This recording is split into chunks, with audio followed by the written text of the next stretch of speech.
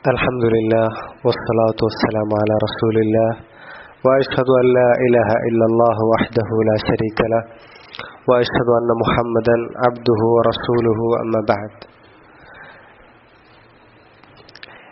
ഇമാം ഇബ്നുൽ ഖയ്യിം റഹ്മത്തുള്ളാഹി അലൈഹി അദ്ദേഹത്തിൻ്റെ അൽ ഫവായിദ് എന്ന ഗ്രന്ഥത്തിൽ നിന്ന് ഒരു ചെറിയൊരു ഭാഗം നമുക്ക് ഈ സമയത്ത് വായിക്കാം.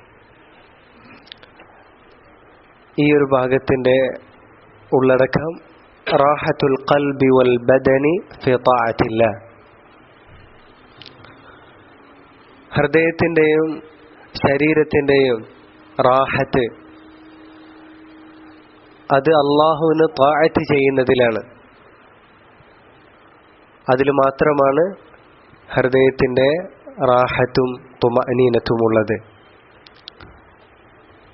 وتحت هذا سر عظيم من أسرار التوحيد، وهو أن القلب لا يستقر ولا يطمئن ويسكن إلا بالوصول إليه.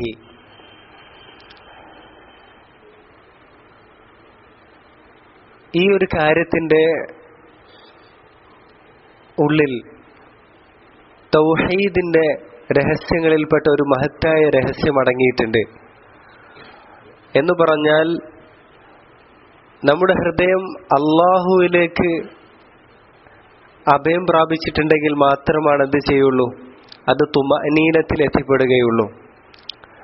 അത് തൗഹീദിൻ്റെ രഹസ്യങ്ങളിൽ പെട്ട ഒരു രഹസ്യമാണ്. വഹുവ അന്നൽ ഖൽബ് ലാ യസ്തഖറു വലാ യത്മഇന്നു വയസ്കുനു ഇല്ലാ ബിൽ ഉസൂൽ ഇലൈഹി. ഹൃദയം അതിന് സ്ഥിരത വരികയില്ല, അതിന് സമാധാനം വരികയില്ല, ശാന്തി പ്രാപിക്കുകയില്ല അള്ളാഹുവിലേക്ക് അത് എത്തിച്ചേരുന്നില്ലെങ്കിൽ. വകുല്ലു മാ സിവാഹു മിമ്മ യുഹബ്ബു വയുറാദു ഫമുറാദുൻ ലിഗൈരിഹി. അള്ളാഹുവിനു പുറമെ സ്നേഹിക്കപ്പെടുന്ന കാര്യങ്ങൾ, അള്ളാഹുവിനു പുറമെ നാം പ്രതീക്ഷിക്കുന്ന കാര്യങ്ങൾ, അതൊക്കെ മറ്റൊന്നിനു വേണ്ടിയാണ് നമ്മൾ പ്രതീക്ഷിക്കുന്നത്. എന്ന് പറഞ്ഞാൽ അള്ളാഹുവിനു പുറമെ നമ്മൾ സ്നേഹിക്കുന്ന കാര്യങ്ങൾ അതിനെ സ്വന്തം നിലയ്ക്ക് നമുക്ക് സ്നേഹിക്കാൻ എന്തില്ല, അവകാശമില്ല. അതിനെ സ്നേഹിക്കാൻ നമുക്കുള്ള അവകാശം എങ്ങനെയാണ്? അള്ളാഹുവിൻ്റെ പേരിൽ മാത്രം സ്നേഹിക്കുക. അള്ളാഹു പറഞ്ഞ അളവനുസരിച്ച് സ്നേഹിക്കാനേ പറ്റുള്ളൂ. തീർത്തും ഒരു വിധത്തിലുള്ള നിബന്ധനയും ഇല്ലാതെയുള്ള സ്നേഹം ആരുടെ കാര്യത്തിലാണ്? ഏറ്റവും അപരിമേയമായ സ്നേഹം അള്ളാഹുവിന് മാത്രമാണ്. ബാക്കിയുള്ളവരുടെ സ്നേഹം അള്ളാഹുവിന് വേണ്ടി മാത്രമേ പറ്റുള്ളൂ. വലൈസൽ മുറാദു അൽ മഹ്ബൂബു ലിദാതിഹി ഇല്ലാ വാഹിദൻ ഇലൈഹിൽ മുൻതഹ. സ്വന്തം നിലക്ക് നാം സ്നേഹിക്കേണ്ടത്, സ്വന്തം നിലക്ക് സ്നേഹിക്കപ്പെടുന്നത്, എല്ലാ കാര്യങ്ങളും ചെന്ന് അവസാനിക്കുന്നത് ആരിലേക്കാണോ അവനെ മാത്രമേ സ്വന്തം നിലക്ക് സ്നേഹിക്കപ്പെടാവുള്ളൂ. അതാരാണ്? അല്ലാഹു സുബ്ഹാനഹു വ തആലയാണ്. വഅന്ന ഇലാ റബ്ബിക്കൽ മുൻതഹ. നമ്മുടെ സൃഷ്ടിപ്പ് എവിടേക്കാണ് ചെന്ന് അവസാനിക്കുന്നത്? ആരാണ് നമ്മൾ സൃഷ്ടിച്ചിട്ടുള്ളത്? അള്ളാഹുവാണ്.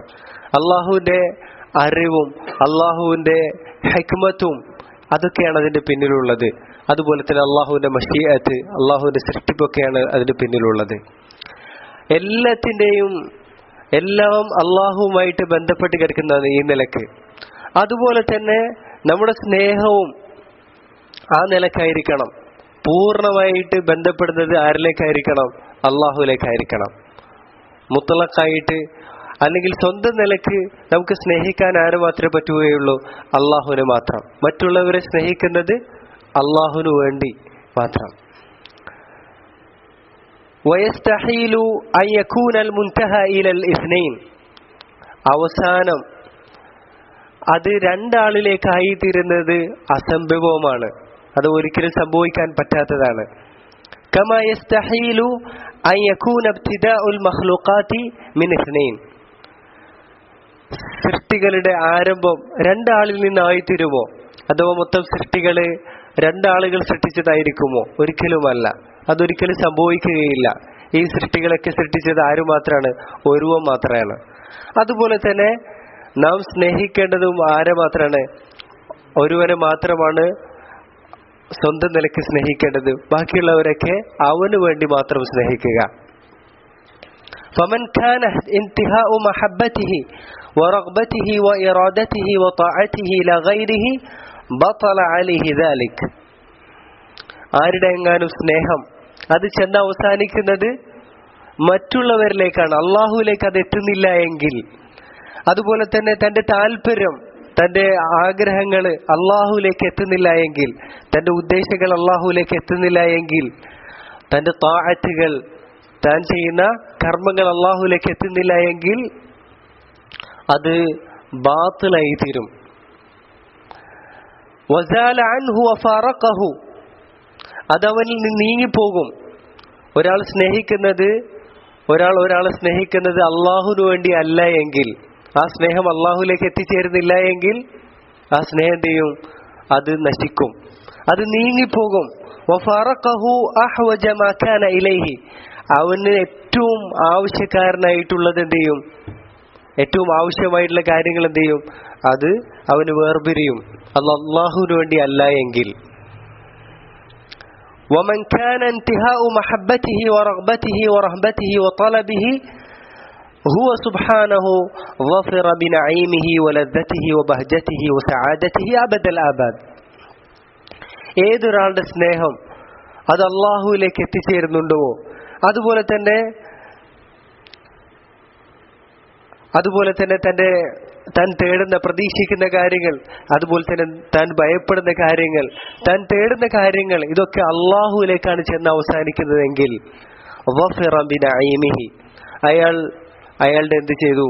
അയാളുടെ സൗഭാഗ്യം അയാൾ നേടിയെടുത്തു. അതുപോലെ തന്നെ ഹൃദയത്തിന്റെ സൗഭാഗ്യം അയാൾ നേടിയെടുത്തു, അതിന്റെ ആസ്വാദനം അയാൾ നേടിക്കഴിഞ്ഞു. വബഹ്ജതിഹി വസഅദതിഹി, ഹൃദയത്തിന്റെ ആ പ്രസന്നതയും അതുപോലെ തന്നെ അതിന്റെ സൗഭാഗ്യവും എന്നേക്കും അയാൾ നേടിക്കഴിഞ്ഞു.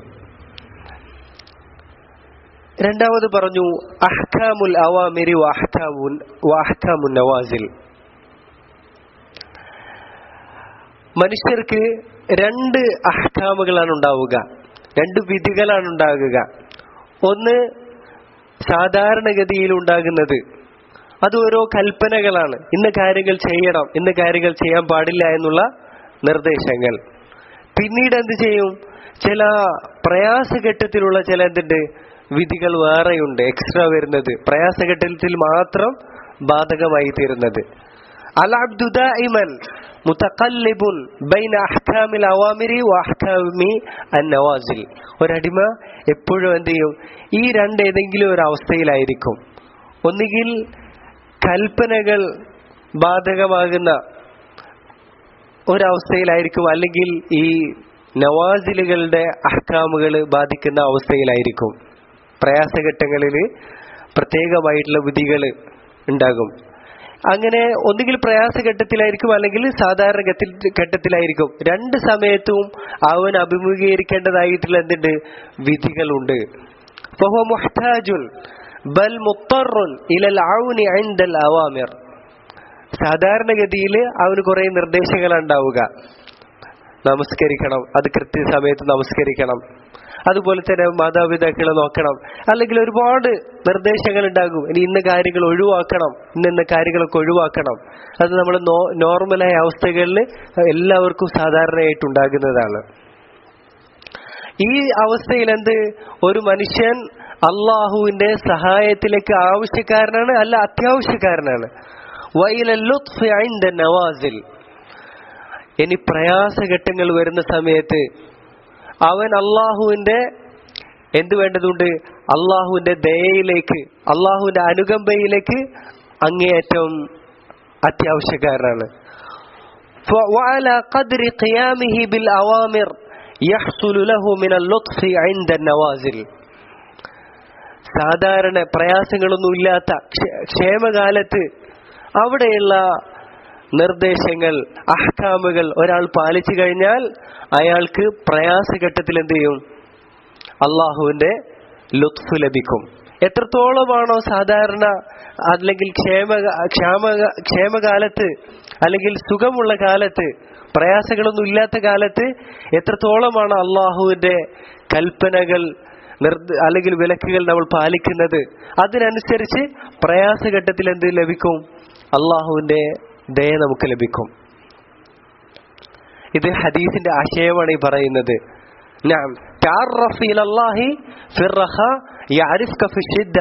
എന്ന് റസൂലുള്ളാഹി സ്വല്ലല്ലാഹു അലൈഹി വസല്ലം ഇബ്നു അബ്ബാസിനോട് പറഞ്ഞിട്ടുണ്ട് റളിയല്ലാഹു അൻഹു. നീ സുഖമുള്ള കാലത്ത്, പ്രയാസങ്ങളൊന്നുമില്ലാത്ത നല്ല കാലത്ത് നീ എന്ത് ചെയ്യുക? അള്ളാഹുവിനെ അറിഞ്ഞുകൊണ്ട് അവനെ ഇബാദത്ത് ചെയ്യുക. എങ്കിലെന്ത് ചെയ്യും? അള്ളാഹുവിനെ നീ തിരിച്ചറിഞ്ഞു കഴിഞ്ഞാൽ യഅരിഫ്ക ഫിശ്ശിദ്ദ, അള്ളാഹു നിന്നെ പ്രയാസഘട്ടത്തിൽ നിന്നെ തിരിച്ചറിയും. പ്രയാസഘട്ടത്തിൽ നിന്നെ തിരിച്ചറിഞ്ഞുകൊണ്ട് നിനക്ക് ലുത്ഫ് നൽകും, നിനക്ക് ദയ നൽകും, കാരുണ്യം നൽകും. فإن كمل القيام بالأوامر ظاهرا وباطنا ناله ظاهرا وباطنا. ഇനി ഒരാള് സാധാരണ അല്ലെങ്കിൽ സുഖമായിട്ടുള്ള കാലഘട്ടത്തില് അള്ളാഹുവിന്റെ കൽപ്പനകൾ എന്ത് ചെയ്യുന്നുണ്ട്? നിർവഹിക്കുന്നുണ്ട്. അത് പ്രത്യക്ഷത്തിലും നിർവഹിക്കുന്നുണ്ട്, അതുപോലെ തന്നെ പരോക്ഷമായിട്ടും നിർവഹിക്കുന്നുണ്ട്. മനസ്സുകൊണ്ടും ഒക്കെ നിർവഹിക്കേണ്ടത് മനസ്സും അതുപോലെ തന്നെ പ്രകടമായ രൂപവും ഒക്കെ ഒത്തിണങ്ങിക്കൊണ്ട് എന്ത് ചെയ്യുന്നുണ്ട്? അയാൾ അള്ളാഹുവിന്റെ കൽപ്പന എന്ത് ചെയ്യുന്നുണ്ട്? നിർവഹിക്കുന്നുണ്ടെങ്കിൽ നാലഹു വാഹിറൻ വബാത്തിനൻ, അള്ളാഹുവിന്റെ ലുത്ഫ്, ദയയും കാരുണ്യവും പ്രയാസഘട്ടത്തില് പ്രത്യക്ഷമായിട്ടും പരോക്ഷമായിട്ട് അയാൾക്ക് ലഭിക്കും. മനസ്സിലായില്ലേ? فإن قام بصورها دون حقائقها نال اللطف في الظاهر وقل نصيبه من اللطف في الباطن. ഒരാള് അള്ളാഹുവിന്റെ കൽപ്പനകൾ, ഉദാഹരണമായി നമസ്കാരം, അതിന്റെ പ്രത്യക്ഷ രൂപം മാത്രമേ സ്വീകരിക്കുന്നുള്ളൂ. അതിന്റെ ഹഖായിഖുകൾ അയാൾ അതിൽ ഇല്ല, അഥവാ മനസ്സതിൽ എന്ത് ചെയ്യുന്നില്ല, പങ്കുചേരുന്നില്ല എങ്കിൽ അയാൾക്ക് പ്രയാസഘട്ടത്തിൽ പ്രത്യക്ഷമായ രൂപത്തിലെല്ലാം അതിന് സൊല്യൂഷൻ ഉണ്ടാകും. പക്ഷെ മനസ്സ് എന്തിൽ തന്നെ ആയിരിക്കും? പ്രയാസത്തിൽ തന്നെ ആയിരിക്കും. മനസ്സിലാവുന്നോട് പറയുന്നത്? പ്രത്യക്ഷത്തിലൊക്കെ സൊല്യൂഷൻ ഉണ്ടാകും, പക്ഷെ മനസ്സ് അതിൽ നിന്നും വിട്ടുമാറിയിട്ടുണ്ടാവുകയില്ല. അൽ-ലുത്ഫുൽ ബാത്തിൻ. എന്താണ് ഈ ലുത്ഫുൽ ബാത്തിൻ എന്ന് പറഞ്ഞാൽ? ഫൈൻ ഖുൽത മൽ ലുത്ഫുൽ ബാത്തിൻ, എന്താണ് ബാത്തിനായിട്ടുള്ള, നമുക്ക് ഉള്ളകത്ത് വരുന്ന അള്ളാഹു നിക്ഷേപിക്കുന്ന അള്ളാഹുവിന്റെ ദയ എങ്ങനെയായിരിക്കും? فهو أن يحصل للقلب عند النوازل من السكينة والطمأنينة. പ്രയാസഘട്ടത്തിൽ ഹൃദയത്തിന് ലഭിക്കുന്ന സമാധാനവും ശാന്തിയുമാണ് അകത്തുള്ള അള്ളാഹു സുബ്ഹാനഹു വ തആലയുടെ ലുത്ഫ്. وزوال القلق والاضطراب والجزع, ഹൃദയത്തിന് വരുന്ന അലട്ടലുകളും അതുപോലെ തന്നെ വിഷമങ്ങളും അതുപോലെ ഇതൊക്കെ എന്ത് ചെയ്യല്? നീങ്ങിപ്പോകല്. فيستحذي بين يدي سيده ذليلا له مستكينا ناظرا إليه بقلبه. അപ്പോൾ അയാൾ ഇങ്ങനെ ആയിരിക്കും, ഇങ്ങനെ ഹൃദയം തീർത്തും ഇബാദത്തിൽ മുഴുകിയിട്ടുള്ള ഒരാളെ സംബന്ധിച്ചിടത്തോളം, ഇബാദത്തിൽ പ്രത്യക്ഷമായ രൂപം ചെയ്യുന്നതോടൊപ്പം തന്നെ അതിൽ ഹൃദയവും പങ്കുചേർന്ന ഒരാളെ സംബന്ധിച്ചിടത്തോളം അയാൾ പ്രയാസഘട്ടങ്ങളിൽ എന്ത് ചെയ്യും? അയാൾ അള്ളാഹുവിന്റെ മുമ്പില്, അവന്റെ യജമാനന്റെ മുമ്പില് വളരെ ഭവ്യതയോടുകൂടി അയാൾ നിൽക്കും. അങ്ങേയറ്റം നിന്ദിതയോടുകൂടി അതുപോലെ തന്നെ ഭവ്യതയോടുകൂടി അവൻ നിൽക്കും. നാദിറൻ ഇലൈഹി ബിഖൽബിഹി, അള്ളാഹുവിലേക്ക് തന്റെ ഹൃദയം കൊണ്ട് നോക്കിക്കൊണ്ട്. സാകിനൻ ഇലൈഹി ബിറൂഹിഹി വസിർരിഹി, അയാളുടെ രഹസ്യവും അയാളുടെ ആത്മാവും കൊണ്ട് അള്ളാഹുവിലേക്ക് എന്ത് ചെയ്യും? അഭയം തേടും ആ ഹൃദയം. قد شغله مشاهدة لطفه به عن شدة ما هو فيه من الألم. അപ്പോൾ ഈ പ്രയാസഘട്ടത്തിൽ ലഭിക്കുന്ന ഈ സമാധാനം ഉണ്ടല്ലോ, ഈ ശാന്തി, അള്ളാഹുവിന്റെ അങ്ങേയറ്റത്തെ ദയ ഉണ്ടല്ലോ അയാൾക്ക് ലഭിക്കുന്ന, അതെങ്ങനെ ഉണ്ടാവുക? ഹൃദയത്തിൽ ശാന്തിയായിട്ട് സമാധാനമായിട്ടാണ് ലഭിക്കുക. അതുണ്ടായി തീരുമ്പോൾ അയാൾക്ക് ഈ പ്രയാസത്തിന്റെ കാഠിന്യം അയാൾക്ക് എന്ത് ചെയ്യില്ല, ഒരിക്കലും അനുഭവപ്പെടുകയില്ല. وقد غيبه عن شهود ذلك معرفته بحسن اختياره له. അല്ലാഹു സുബ്ഹാനഹു വ തആല അവനെ തിരഞ്ഞെടുത്തു കൊടുത്തത് ഏറ്റവും ഉത്തമമായിരിക്കും എന്നുള്ളത് അവൻ മനസ്സിലാക്കുന്നു. ഈ ഒരു തിരിച്ചറിവ് ഈ പ്രയാസം അനുഭവപ്പെടുന്നതിൽ നിന്നും അവരെന്ത് ചെയ്യും? അകറ്റിക്കളയും. വഅന്നഹു അബ്ദുൻ മഹ്ദുൻ, അവന് തിരിച്ചറിവ് എങ്ങനെയായിരിക്കും? അവൻ തനിച്ചൊരു അടിമയാണ്, അള്ളാഹുവിന്റെ അടിമയാണ്. അവന്റെ യജമാനന് യുജ്രി അലൈഹി സയ്യിദുഹു അഹ്കാമ, യജമാനൻ അവന്റെ വിധികൾ എന്ത് ചെയ്യുന്നു? ഇഷ്ടമുള്ള രൂപത്തിൽ അവനിൽ എന്ത് ചെയ്യും? നടപ്പിലാക്കും. അവന് ഒരിക്കലും അതിനെന്തില്ല, ഒരു നിലക്കുമുള്ള എതിർപ്പില്ല, തൃപ്തിയില്ലായ്മയില്ല. മനസ്സിലാവുന്നുണ്ടല്ലോ? റദിയ ഔ സഖത്, അയാൾ തൃപ്തിപ്പെട്ടാലും തൃപ്തിപ്പെട്ടിട്ടില്ലെങ്കിലും അള്ളാഹുവിന്റെ വിധികൾ എന്ത് ചെയ്യും? ഒരാൾ നടപ്പിലാകും. അപ്പോ യഥാർത്ഥ മുഅ്മിനെ സംബന്ധിച്ചിടത്തോളം അയാൾ എന്താണ് ചെയ്യുക? അള്ളാഹുവിന്റെ വിധികളിൽ തൃപ്തിപ്പെടുകയാണ് ചെയ്യുക.